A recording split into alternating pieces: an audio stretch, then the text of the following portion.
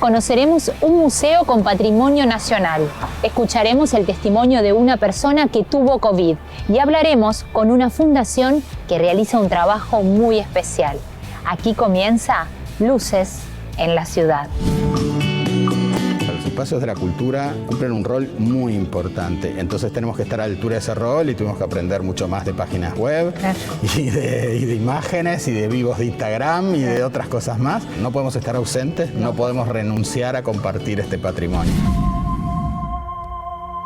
El día lunes fui al Británico, me hicieron en el propio auto el hisopado y el martes me dijeron que tenía COVID. Caminando desde mi dormitorio hasta mi baño, que está pegado, demoré 1 hora 10 minutos y me subieron arriba de la ambulancia. En Venezuela yo estudié comunicación social corporativa y empecé a trabajar en eso. Y en un momento tuve que decir, no tengo ganas de hacer nada, voy a hacer un stop acá a ver qué quiero hacer con mi vida. De ahí me dediqué 100% al arte. El Museo Nacional de Artes Visuales se encuentra en el Parque Rodó, en un lugar privilegiado. Fuimos hasta allí a conocer sus historias y las obras que allí se conservan. Hablamos con su director, Enrique Aguerre, y los curadores de algunas obras que allí se están exponiendo.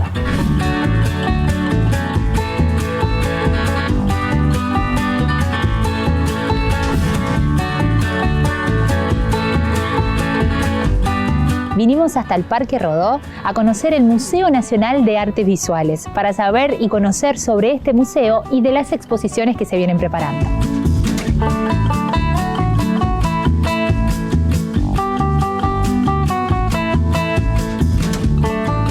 110 años van a estar cumpliendo en el mes de diciembre.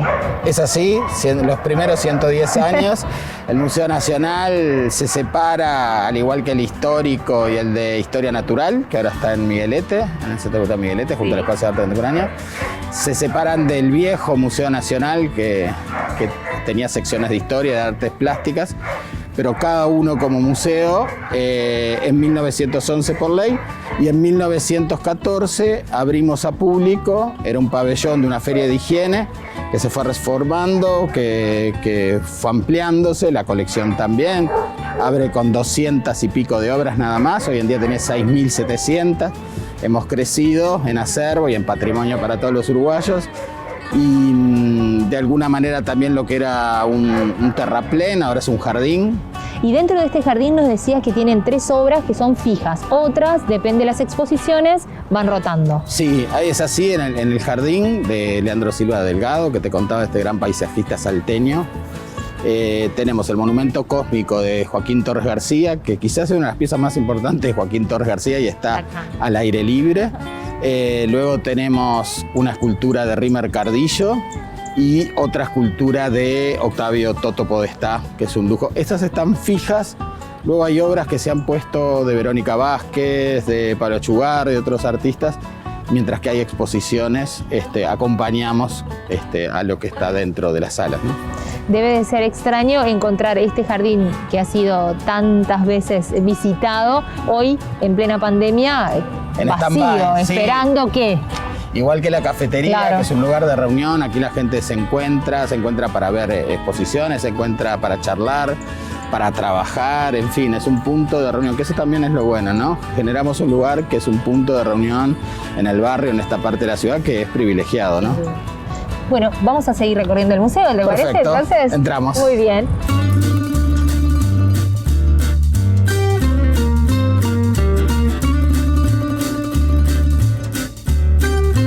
Bueno, aquí estamos en una muestra dedicada a Belloni.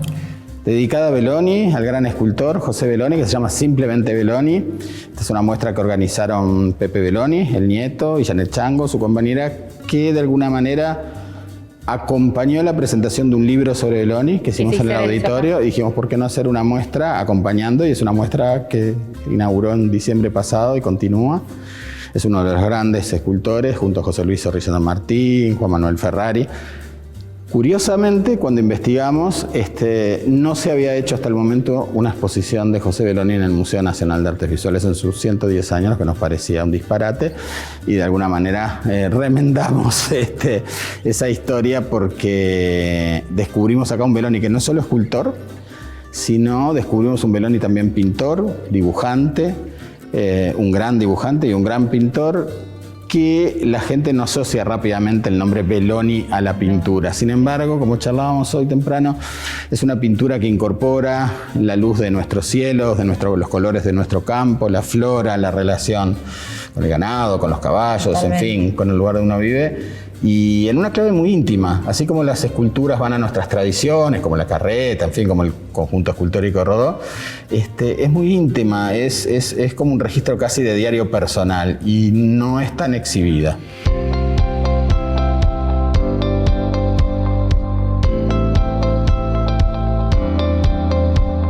Bueno, estamos aquí en la Reserva Técnica, un lugar donde no mucha gente tiene conocimiento y acceso. Es verdad, es verdad. Aquí es un lugar reservado donde tenemos las obras, tenemos la preservación y la conservación, y tenemos un clima siempre de 19, una temperatura especial, siempre de 19-20 grados y 50% de humedad como algo medio. ¿Y por qué es esto? ¿Para la conservación de las obras? Esto es un clima especial para la conservación de las obras, sí. Y uno llega aquí y ve estas estanterías que se llaman estos son peines. Sí, es para que las obras estén colgadas y que su conservación y su preservación sea mucho más efectiva, ¿no? Y las obras... Que las estanterías como habitualmente se utilizaban. Y también, bueno, tenemos los peines, como nos explicabas, y nos decías que las de papel vienen a la planera después de que se exponen. Exacto, las obras de soporte papel, después que están en exhibición, se desenmarcan y vuelven a la planera y quedan reposando.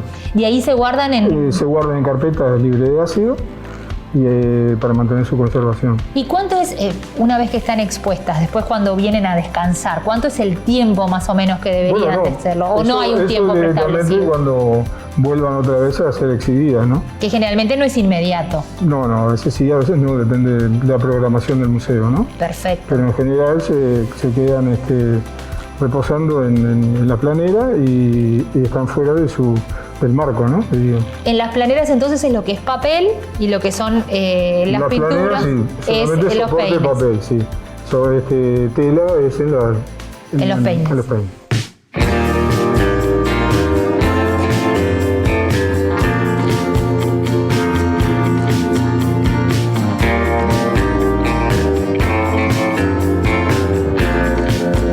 Estamos aquí en la exposición de Amalia Nieto, que nos gustaría que nos contaras quién era Amalia Nieto.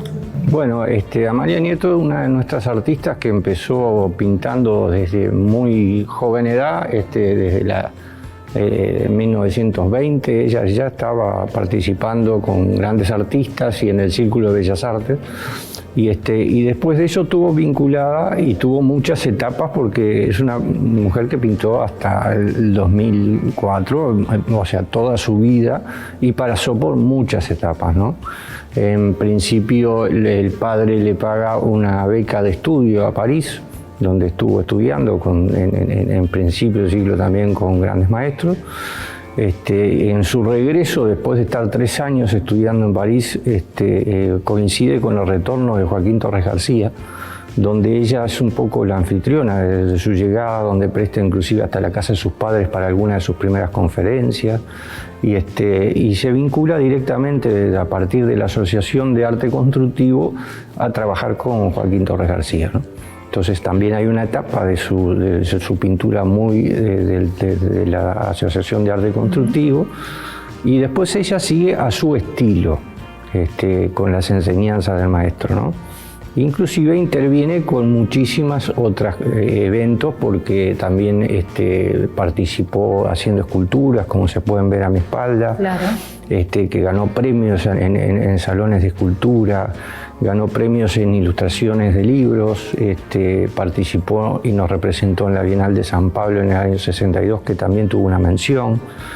especialmente aparte en esa época y en esa exposición donde es que se trae a Guernica a mostrar a esa exposición, donde algunos de los, el favorito por ejemplo para ganar esa exposición era Chagall y todos quedaron asombrados porque terminó ganando Morandi.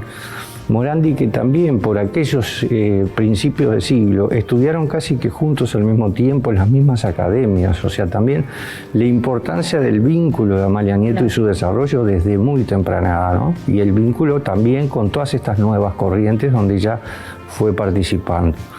Y donde es una artista que se dedica en toda su trayectoria a expresar los acontecimientos que les tocó vivir.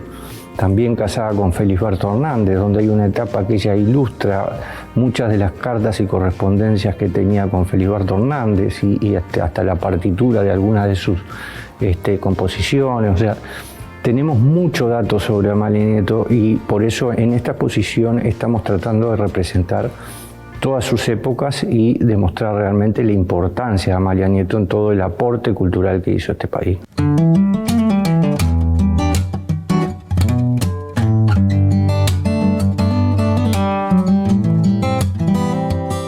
Josefina, estamos aquí en la exposición de Pecino, retrospectiva en su centenario, dice, y ni más ni menos es tu papá el artista. Es mi papá. Me imagino que debe ser muchas emociones juntas aquí. Muchas emociones, sí. Bueno, te cuento un poquito de Ahí la está, exposición. ¿cómo surge la exposición? En ¿Por realidad, este centenario? Esta exposición tiene como antecedentes en el 2019. Sí. En el 2019 surge, Pecino, mi papá, era argentino, cordobés. Sí. Él vino acá justamente persiguiendo, entre comillas, a Torres García. Y bueno, se integró y fue alumno directo del maestro, digamos. Y bueno, y en el 2019 surge la idea, bueno, ya veníamos un poco trabajándolo con María Cristina Rossi, que ya es curadora. La conocimos acá por intermedio, que ella empezó a trabajar con la obra de Burbich, con la obra de Torres, bueno, y ahí surgió a través de ella poder, como ella es argentina, poder hacer una exposición en Argentina y bueno, estuvimos viendo de que hacer un poquito el camino inverso al que hizo mi padre hasta llegar acá a Montevideo. Entonces en el 2019 en el Museo Emilio Carafa de la ciudad de Córdoba se inauguró la exposición Hacia el Origen, se llamó justamente, en junio, y bueno, con la curaduría de María Cristina Rossi y de Tomás Bondone, que él es cordobés, él curó la parte más de Córdoba, y bueno, y Cristina, después surgió también la posibilidad con ella de hacer esa misma exposición, llevarla a Buenos Aires, porque mi padre de Córdoba se trasladó a Buenos Aires y de Buenos Aires vino acá a Montevideo. Bueno, entonces en el 2019 se hicieron esas dos retrospectivas que están, la manera de hacer la exposición está un poquito reflejada en esta y un poco más al ser los 100 años.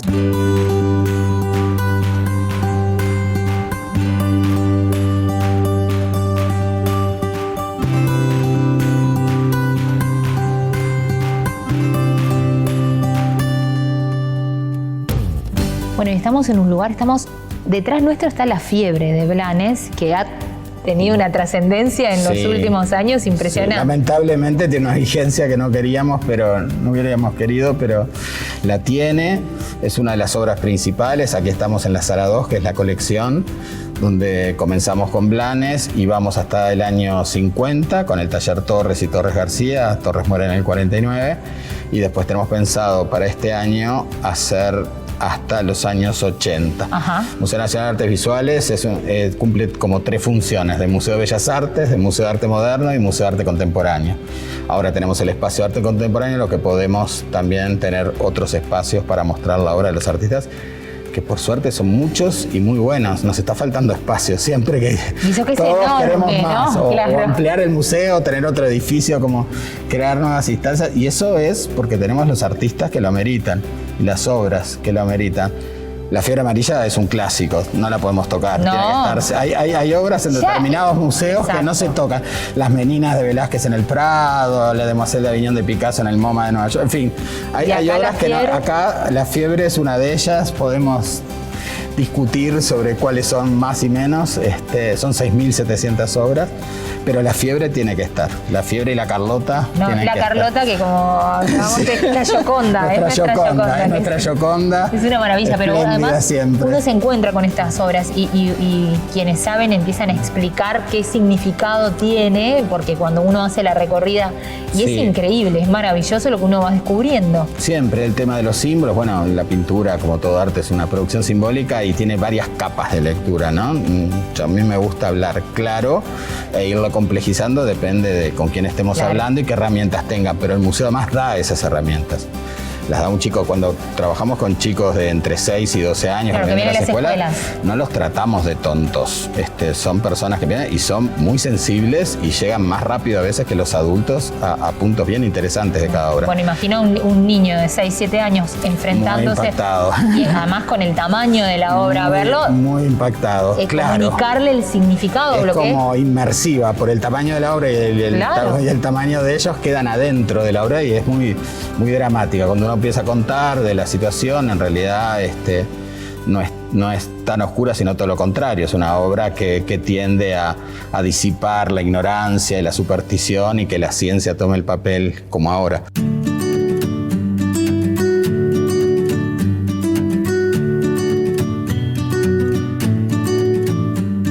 Bueno, estamos aquí en la exposición justamente de Mario Arroyo y nos gustaría que nos contara un poco la biografía de él. No, ¿cómo no? Mario Arroyo es un pintor uruguayo, nació en 21 de abril de 1927 y falleció en 1995. O sea, tuvo una vida nació en una familia tradicional de clase media uruguaya, hijo de una maestra y de un marino. Y en su infancia él mismo lo relata, tuvo una experiencia que lo marcó, que fue la primera vez que fue al cine con sus padres, vio una película de Carlos Gardel, Ajá. El tango en Broadway. Y eso lo dejó marcado con el tema del tango, que en su pintura después iba a ser un tema recurrente y casi un leitmotiv.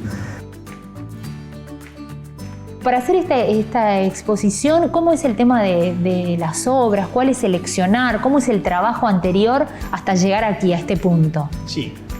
Yo quisiera hacer un preámbulo, decir, como dijo Carlos, Mario Arroyo fue un pintor que tuvo 25 años pintando porque falleció muy joven y empezó a pintar a los 40, casi a los 40. O sea, su producción fue una producción extensa, pero él era muy meticuloso para pintar, estudiaba mucho la obra, disfrutaba, era todo un mundo. Entonces no hay mucha obra disponible y además Mario gozó de un éxito comercial importante porque en aquella época, hay que recordar, la obra de él se vendía todo el tiempo, él no tenía necesidad de vender tampoco y no quedó mucha obra.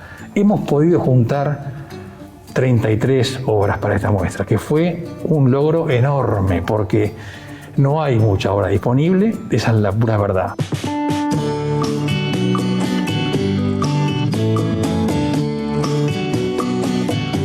¿Cómo le ha funcionado todo eso de la virtualidad del museo en estos tiempos? La sufrimos mucho, Y si no, porque el decía, arte es para estar.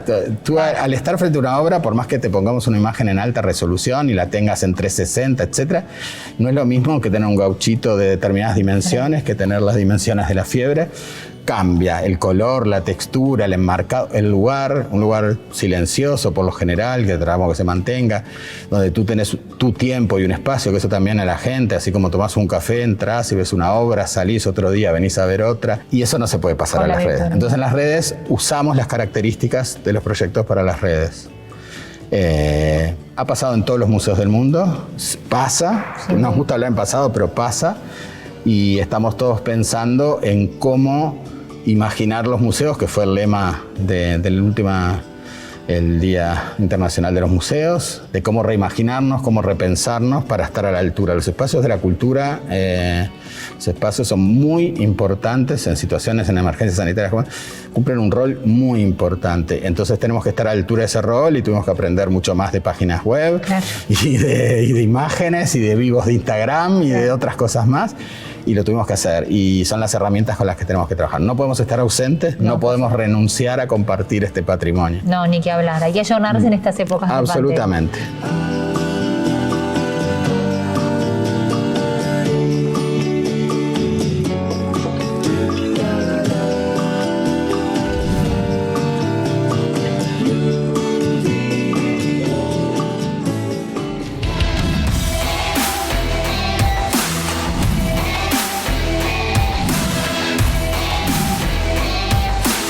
Julio Ríos es conocido por su labor como periodista deportivo. Hoy lo conoceremos de otra forma, desde su lado humano.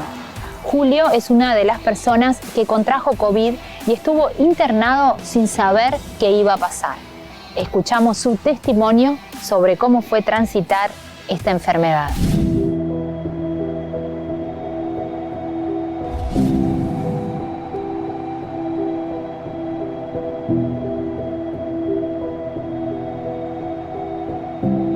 Bueno, lo curioso fue que durante toda la pandemia, buena parte de la pandemia, que aún continúa obviamente, no tuve ningún tipo de inconvenientes. Y la verdad que bueno, en la medida en que la pandemia fue avanzando, uno fue tomando más conciencia, y en la medida en que la situación se puso complicada, bueno, uno toma más conciencia todavía, por uno pero también por los demás. Curiosamente, esa semana me di la primera dosis de la vacuna Sinovac. Fue una semana muy tranquila, una semana sin reuniones de ningún tipo, con la rutina habitual de venir a la radio. Y yo salgo a caminar normalmente 10 kilómetros por día, 5 días seguros a la semana, si puedo 6, aparte hago bastante ejercicio. Y yo ya venía desde hace muchos años cumpliendo con esta rutina. Esa semana no tuve inconveniente de ningún tipo, me di la vacuna, no tuve fiebre, no tuve ninguna consecuencia secundaria, ni nada por el estilo. Y sí, ese fin de semana me pasé muy pachorriento, mucho en la cama, pero fui a hacer los 10 kilómetros el sábado y los hice sin problema ninguno. Y el domingo, que estaba muy feo, tan feo como anoche, pero igual salí. Fui y hice los 10 kilómetros. Cuando retorné a mi casa parecía que había hecho 50. Y comencé con chuchos de frío y me di cuenta inmediatamente que eran los síntomas del COVID. El día lunes fui al Británico, me hicieron en el propio auto el hisopado y el martes me dijeron que tenía COVID.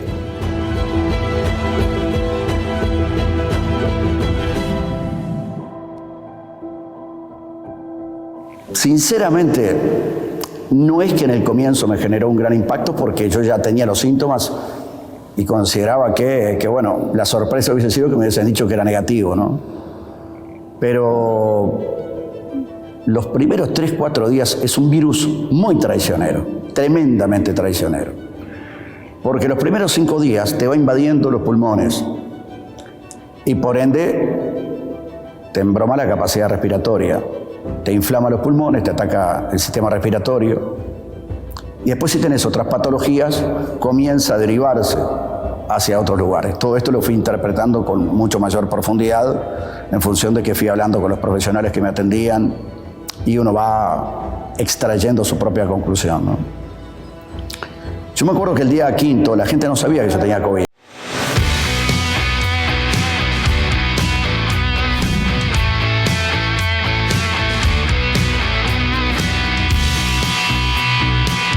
La Fundación Honrar la Vida empezó en el Hospital Pereira Rosell y se dedica a ayudar a mujeres con cáncer de mama, que están solas y no tienen familia. Hoy en día también tienen una casa en Tres Cruces, donde reciben gente sin hogar y realizan canastas para aquellas que necesitan alimentos.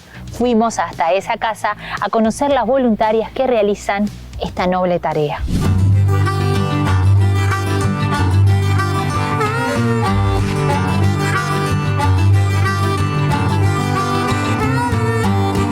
surge porque la dirección del hospital nos pide, al vernos tan unidas y que realmente servía lo que estábamos haciendo para nosotras, que nos fortalecía, que nos abriéramos a la comunidad del hospital para poder cuando alguien venía le daban un diagnóstico. Viste que los médicos en este momento y en ese momento tampoco tienen mucho tiempo, te dan el diagnóstico, te dicen qué tratamiento seguir, te van a seguir atendiendo, quién te va a atender, pero no tienen tiempo de decirte cómo van a ser los procesos, cómo va a ser, cómo te vas a sentir. Y bueno, así nosotros podíamos darle, decirle, se puede, acá estamos. Y bueno, y ahí empezamos a andar, cuando este pedido surge, empezamos a andar por los pasillos del hospital a ver qué era lo que se necesitaba, y realmente lo que encontramos en ese momento, que yo como paciente ya lo había detectado, eran muchas mujeres solas que estaban haciéndose o internadas, recién operadas, solas, que no tenían a nadie o que eran del interior y la familia estaba allá y no podía venir. Y entonces surge la idea de acompañar. Ahí nace nuestro propósito fundamental dentro del hospital. Somos madrinas de compañía, acompañamos pacientes que están solas internadas. En su momento, que no tenían familia, en su primer momento, cuando surge todo esto, era también porque éramos pacientes oncológicas de cáncer de mama. En ese momento no fuimos atendiendo a pacientes que eran pacientes de cáncer de mama, y después nos dimos cuenta que dentro del hospital todas las pacientes tienen la necesidad de lo que sea. Si están ahí, llegaron a nosotros y las conocimos, es porque necesitan realmente nuestra compañía.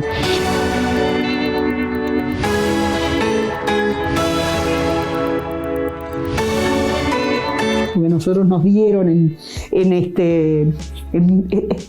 homenaje, no es la palabra, en reconocimiento a la tarea que hacemos, un espacio dentro del hospital en un lugar estratégico, como es al final de todas las salas. Las pacientes vienen hasta en camisón a preguntarnos algo, a pedirnos algo o a llorar en el hombro.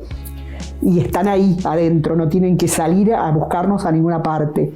Estamos pegados al hospital de día, que es donde se hacen las quimioterapias, porque primero éramos mujeres solas que nos acompañábamos nosotros, pero tuvimos que aprender a buscar redes, a buscar apoyo de otros, y ahí bueno, aparece el MIDES, aparecen varias organizaciones que ayudan también, y ahí ahora, gracias a que tenemos asistente social, apoyo psicológico dentro de la misma fundación, es que nos damos cuenta que eso era necesario. La fundación se sostiene por los socios que tiene, que a través del 908 se han sumado a la causa desde hace 4 años aproximadamente.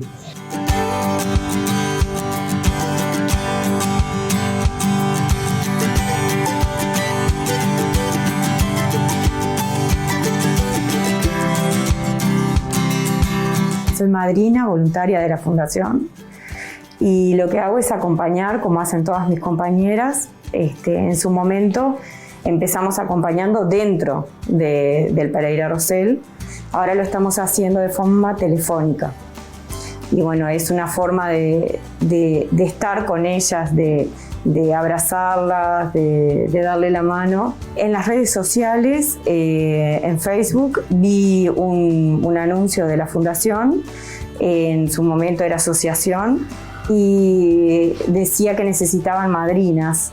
Y bueno, me comuniqué enseguida con Zulma, me llamé por teléfono, me entrevistó en el Pereira Rosell, y bueno, después de una serie de preguntas, una madrina me acompañó a las salitas, me enseñó cómo había que hacer más o menos la recorrida, y ahí empecé. A partir de ahí, ininterrumpidamente he estado visitando a las pacientes, ya sea una vez al mes en el Pereira Rosell o telefónicamente ahora por todo este tema del COVID.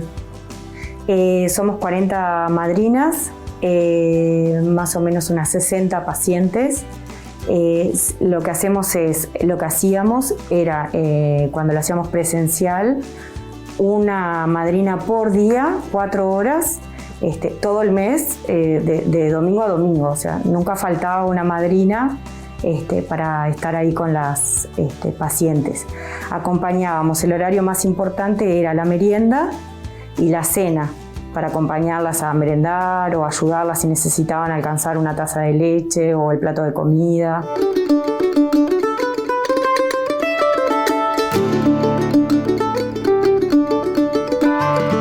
Tejiendo por la Vida surge hace 6 años, este es el 6º año en realidad que está, hace 5 que surgió.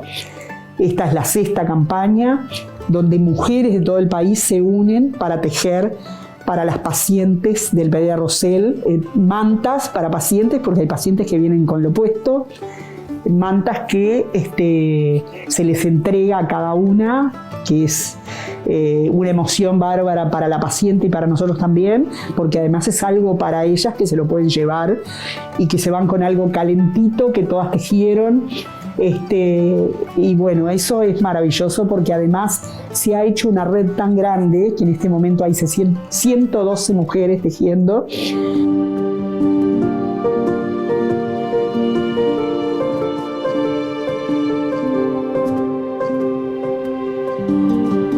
Bueno, en realidad las pelucas surge hace 7 años más o menos, porque no encontrábamos quien nos diera pelo para las pacientes en realidad de Pereira Rosell, y entonces empezamos nosotros a pedir para hacer, no encontrábamos pelucas en realidad hechas, entonces empezamos a hacer cursos para poder realmente hacerlas.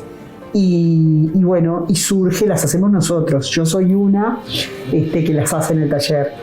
Y bueno, esta que estamos preparando justamente es para Josefina, una niña de 13 años.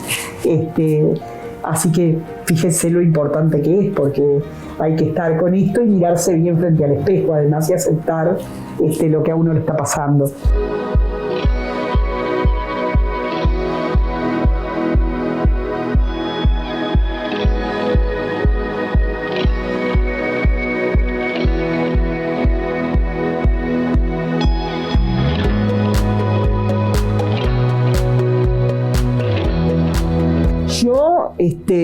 Siempre digo lo mismo, una parábola del colibrí que me enseñó mi esposo hace muchos años, y es más, en su momento hasta creí que era de él porque la repetí muchas veces, que es: estoy haciendo mi parte con esa gotita, tratando de apagar el fuego, aunque sea esa gotita, y bueno, hacemos cosas que nunca lo hubiéramos pensado. Tenemos una paciente que en este momento está en Piriápolis, y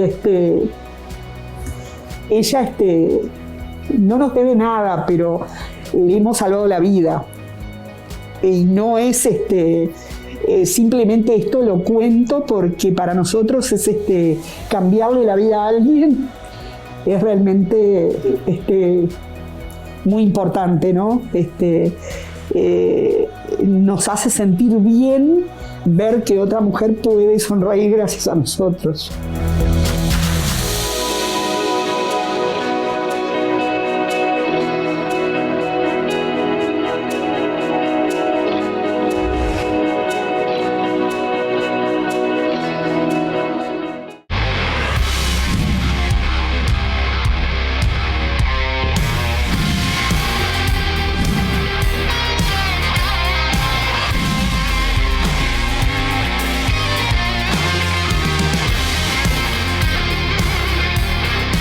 Con mente de emprendedora y alma de artista, así se define Lía Dos Reis, una artista que supo pasar por varios trabajos corporativos para darse cuenta que le gustaba el arte. Un día decidió dejar su trabajo formal y dedicarse de lleno a lo que le apasionaba. En sus pinturas se destaca la figura femenina y la creatividad de diseñar personajes imaginarios. Fuimos hasta su taller en Pocitos para conocer su obra.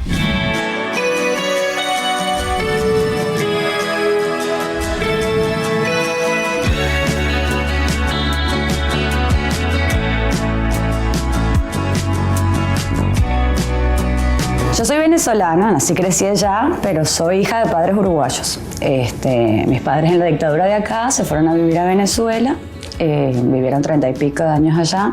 Yo nací y crecí allá y a los 23 me vine para Uruguay. Mi padre, yo qué sé, él siempre fue tremendo dibujante, pero lo que pasa es que nunca se dedicó.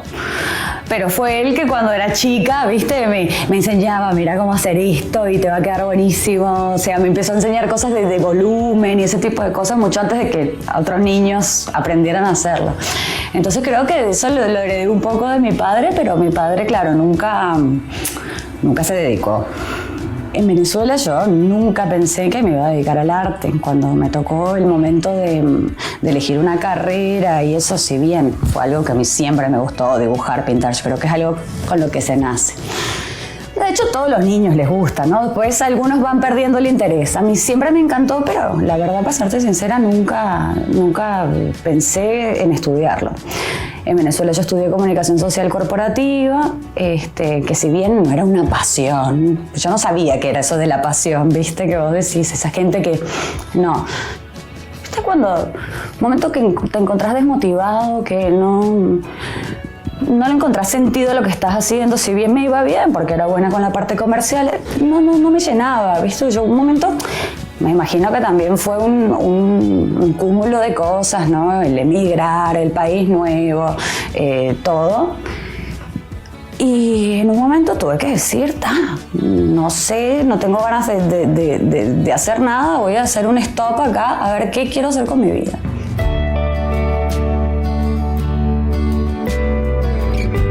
Y ahí dejé de trabajar en lo que estaba haciendo y me quedé en casa. Me puse a leer, me compré unos lienzos para pintar, nunca pensando, ¿no?, que yo iba a terminar viviendo de esto, ¿no? A pintar porque, bueno, necesitaba hacer algo, pero que no era de trabajo. Y bueno, y así estuve pintando, y bueno, ya con el tiempo me di cuenta que me sentía mejor, que estaba motivada, que todo lo que yo veía como un agujero negro cambió. Con el tiempo hice mi primera exposición, me fue bien, hice otras más y ahí me di cuenta que esto era lo mío, que ahora la pasión siempre la tuve y nunca la vi, como pasa mucho en la vida. Y ahí me fui a Punta del Diablo, sola, un año, al medio de la nada, a pintar, a ver bien qué era realmente lo que yo quería hacer, qué era lo que me movía, cómo me conectaba con eso y por qué esto me hacía sentir tan llena cuando no. De ahí me dediqué 100% al arte. Es de lo que vivo.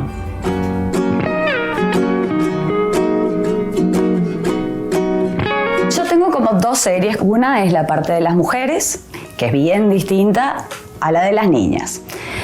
Todo depende en qué momento me encuentre para pintar lo que pinto. Es decir, cuando yo pinto una mujer es cuando estoy con energía, y ahí sí, porque como verás, las mujeres son capas, es como algo más agresivo, más salvaje, más. Para pintar las niñas no. Si yo vengo con esa energía a pintar una niña, es imposible. Las niñas hay que pintarlas cuando no está tranquilo, relajado, y ahí sí, porque es una pintura mucho más limpia, mucho más minimalista. Y justamente es lo que trato, ¿no?, de expresar con las niñas, esa inocencia, esa pureza que no tiene tanta capa, y con las mujeres, no, sí. Lo que viene con la vida, ¿no? Esas capas que uno se va poniendo, personajes, y es todo como un poco más impulsivo, más. Los niños ya de por sí se caracterizan eso, porque tienen los ojos mucho más grandes de lo normal cuando uno crece, entonces es como lo característico. Y tanto si ves en las mujeres y en las niñas, en las dos yo trato sí de ponerle bastante detalle a la parte del ojo y la mirada, porque sí, es lo que más transmite, es la manera, a través de la mirada es más fácil lograr lo que querés transmitir, como somos nosotros, ¿no?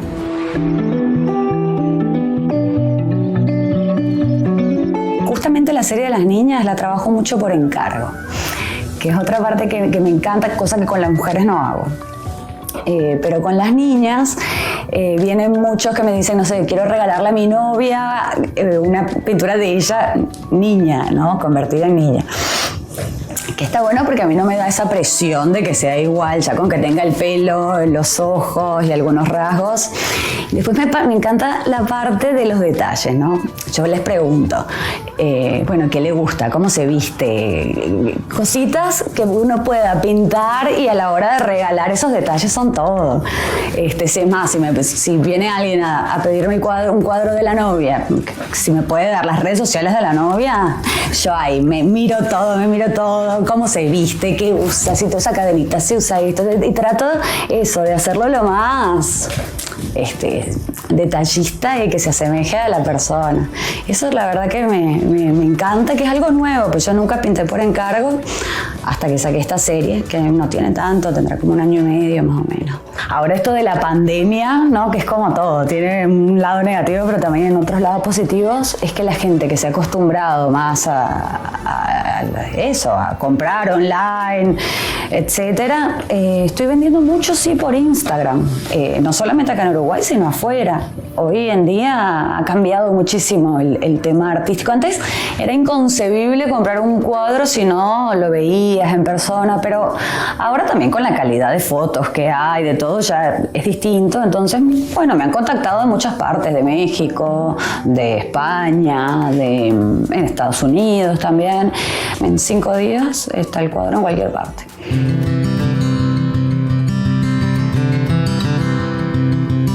Las mujeres sí, me gusta tener la libertad de pintarlas como quiera, sin ningún tipo de encargo, porque, como te digo, la pintura tiene algo que es como una meditación activa, digamos.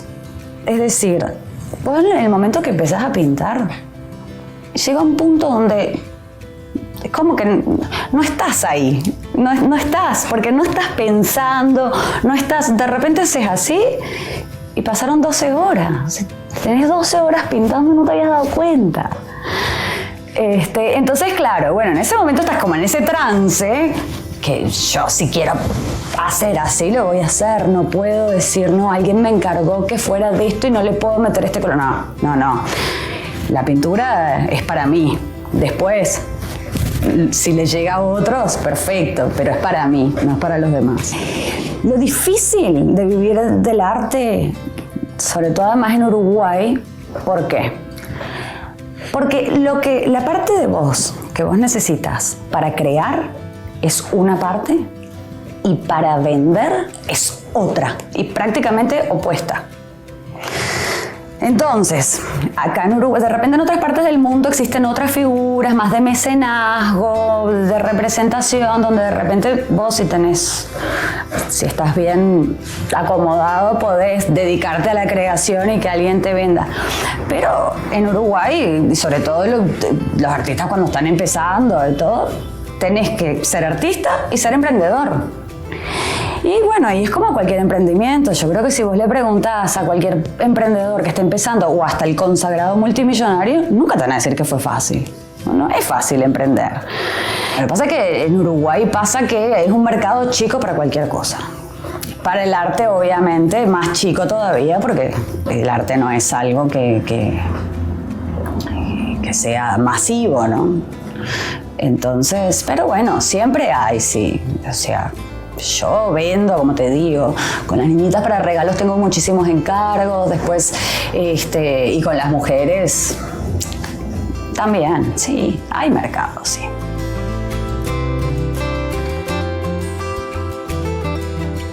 Yo pienso que tal vez si yo hubiese quedado en Venezuela, ¿no? Que uno está en un terreno más cómodo, que estudiaste lo que estudiaste, conseguiste un buen trabajo, como era mi caso. Yo creo que probablemente hubiera seguido ese camino, ¿no? O sea, a veces uno para realmente darse cuenta que quiere necesita un sacudón, y ese sacudón me lo dio Uruguay. Entonces creo que le agradezco a Uruguay que haya sacado el arte de mí.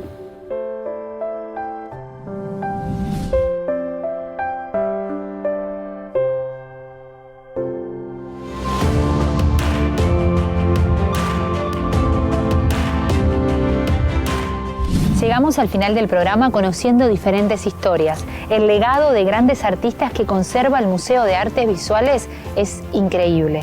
con personas como Enrique que dedican su vida a conservar y cuidar estas obras que son un pedazo de nuestra historia. Escuchamos una experiencia como la de Julio Ríos que nos impacta, pero también nos da fuerzas para creer que podemos salir de esta pandemia. Y hablamos con las voluntarias de Honrar la Vida, quienes siempre están cuando uno las necesita. Porque para honrar la vida, como dice su nombre, hay que vivir dignamente.